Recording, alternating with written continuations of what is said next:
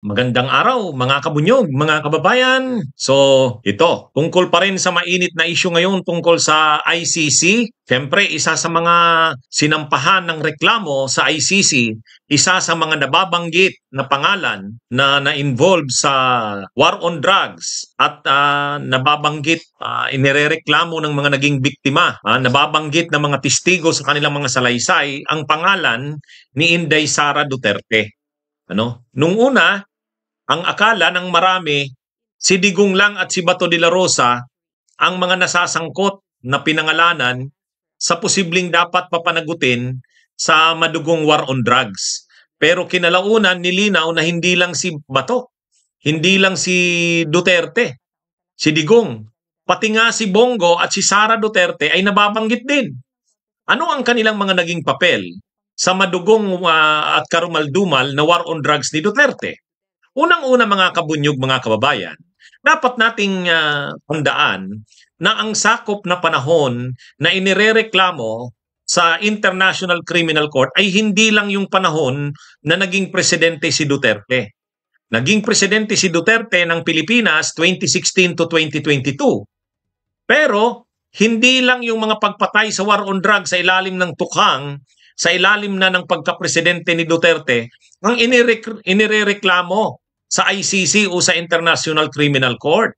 Lahat ng mga nangyaring mga pagpatay sa war on drugs, noong panahong member pa tayo ng ICC. So ilinaw ko mga kabunyog, yung mga nangyaring mga pagpatay sa war on drugs, noong panahon na member tayo ng ICC. So kailan ba tayo naging member ng ICC? 2011 yata tayo naging official na member ng International Criminal Court. Yan yata yung panahon na pinirmahan ng Pilipinas ang pagsali sa International Criminal Court. At sa kasunod niyan, niratipikahan ng Senado ang Rome Statute o yung treaty na kung saan nagme-member ang Pilipinas bilang miyembrong bansa ng International Criminal Court. At dahil member na tayo ng ICC ng mga panahong yan, 2011, tayo ay yung mga nangyaring mga pagpatay sa war on drugs ng mga panahon na yan ay sakop na ng iimbestigahan ng ICC. So ng mga panahon na yan, ang mayor ng Davao City ay si Sara Duterte.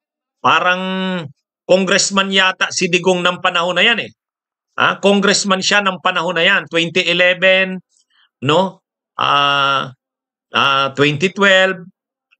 Kaya nung mga panahon na yan, ang chief of police naman ng Davao ay si Bato de la Rosa. O ngayon, alam nyo naman si Digong, natapos niya na yung kanyang termino bilang tatlong termer na na mayor ng Davao. Kaya pumunta muna siya sa Kongreso si Digong, tapos ang mayor ng Davao ay si puro yan ba yung panahong nag-vice mayor si Digong tapos mayor si Sara? Okay, hindi ko na matandaan. Basta sigurado tayo ng mga panahon na yan, ang mayor ay si Sara. Pero may panahon kasi na nag-mayor si Sara, nag-congressman si Digong. Pero may panahon din na nag-mayor si Sara, nag-vice mayor si Digong. So hindi ko na matandaan basta sigurado tayo ng mga panahon na yan, mayor si Sara ng Davao. Ngayon, bakit nasasangkot si Sara sa war on drugs?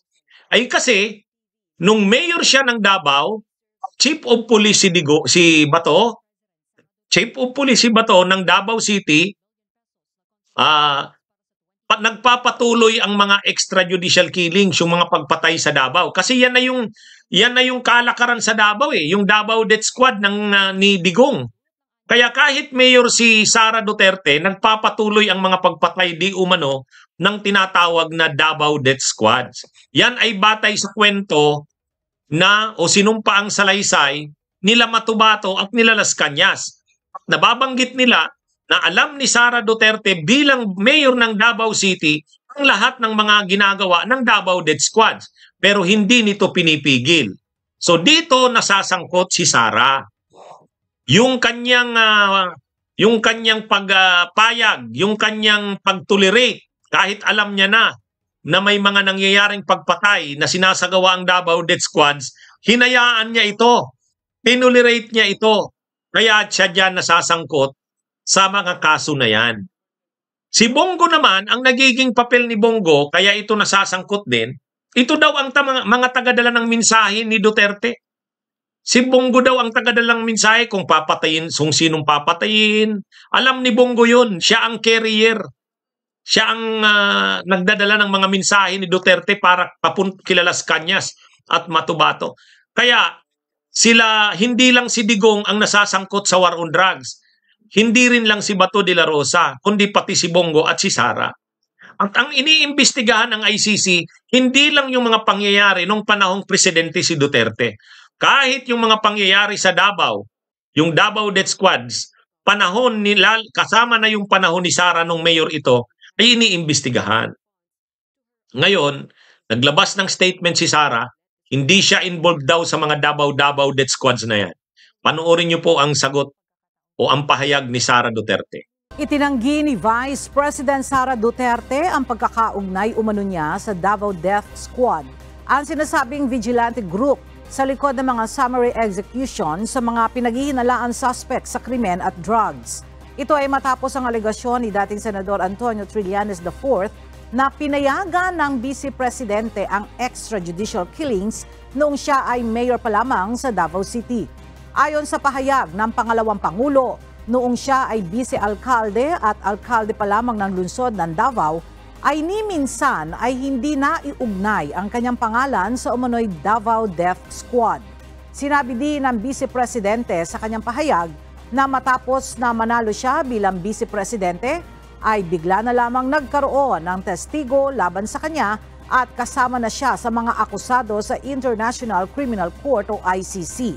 Dagdag pa ni Vice President Duterte, hindi niya kailangan ng death squad at haharapin niya ang anumang akusasyon laban sa kanya. Tinayak din ng pangalawang Pangulo na hindi siya nakipagtulungan o nakibahagi sa isang proseso na hindi lamang magdadala ng kahihiyan sa bansa kundi dudurog din ng dignidad o ang dignidad ng mga hukom, korte at buong justice system ng Pilipinas. O yan mga kabunyog, ang statement ni Sara Duterte, hindi raw siya dyan involved. Hindi raw siya dyan involved sa ano na yan, Davao Death Squad na yan. Ha? Wala daw siya dyan pakialam sa Davao Death Squads na yan. Oh. Hindi naman sinabi na involved siya sa Davao Death Squad. Hindi naman sinabi na siya ang may pasimuno niyan. Hindi naman sinabi na siya ang nagdadirect ng Davao Death Squad. Iba ang akusasyon ng partisipasyon niya. Ang papel niya dyan, mayor siya ng Davao, alam niyang nangyayari yung Davao Death Squads na yan, hindi niya yan pinigil, hindi niya yan itinigil. Siguro naman kasi talaga, nung mayor mayor ng Davao City si Sara, nag-ooperate yung Davao Death Squad sa ilalim pa rin ng command ni Digong. Oh, kumbaga, hindi naman si Sara ang nagko-command totoo nung Davao Death Squad. Pero bilang mayor, alam mo yung Davao Death Squad na yan, dapat pinatigil mo yan. Kasi pananagutan mo na yan sa panahon mo. Mayor ka, hindi mo yan tinitigil. So kahit pasabihin mo na hindi ka involved dyan, pero alam mo ang nangyayari dyan, alam mo ang operation yan at hinayaan mo yan. Yan ang kanyang pananagutan. Alam niya naman yan, abogada siya. Act or omission ang pinag-uusapan sa mga krimen. Ibig sabihin, act or omission. Ano yung ibig sabihin ng act? Ginawa mo. O pwede rin naman, sangkot ka dahil sa hindi mo ginawa. O omission. Di ba? Ang mga pinarurusahan ng krimen ay may act or omission. Kung act, ginawa mo. O. Kung omission, hindi mo ginawa. O. Ano yung, saan doon pumapasok si Sara? Hindi sa act. Ibig sabihin, hindi yung siya yung nagpapatakbo ng Davao Death Squad. Hindi yon. Malamang na ang nagpapatakbo pa rin ng Davao Death Squad nung mayor siya, si Digong. Kumukuha ng command kay Digong. Pero saan siya doon nasasangkot si Sara? Yung omission. Yung hindi niya ginawa, yung pagpigil na dapat tinigil niya na yan kasi siya na yung mayor. Pero hinayaan niya, dahil hinayaan niya, may pananagutan siya. Diyan sa ano na yan, sa paglaganap ng Davao Death Squads. Kaya siya pinangalanan sa mga reklamo sa ICC. Yun, hindi naiintindihan ni Sara Duterte. Sabi niya, hindi ako involved yan sa mga Davao Death Squads na yan. Oo nga, hindi ka involved. Ibig sabihin, hindi ikaw ang nagbuo niyan, hindi ikaw ang nagpapatakbo niyan, pwedeng hindi nga ikaw ang nagpapatakbo niyan nung panahon na mayor ka, pero nagpapatuloy ang mga patayan nung panahong mayor ka at hinayaan mo. Yun ang pananagutan mo doon. Di ba? Okay. O, malinaw na, ano? Malinaw na. Awang ko ba? Dapat alam yan ni Sara Duterte. Sige, mga kabunyog, mga kababayan. Mabuhay po tayo. Bunyog, bunyog, halikan na kasama ka. Bunyog, kapag buklod ay may pag-asa. Luzon, Visayas, Mindanao, isa ang pananaw. Sa bagong Pilipinas ang bunyog isisigaw. Bunyog.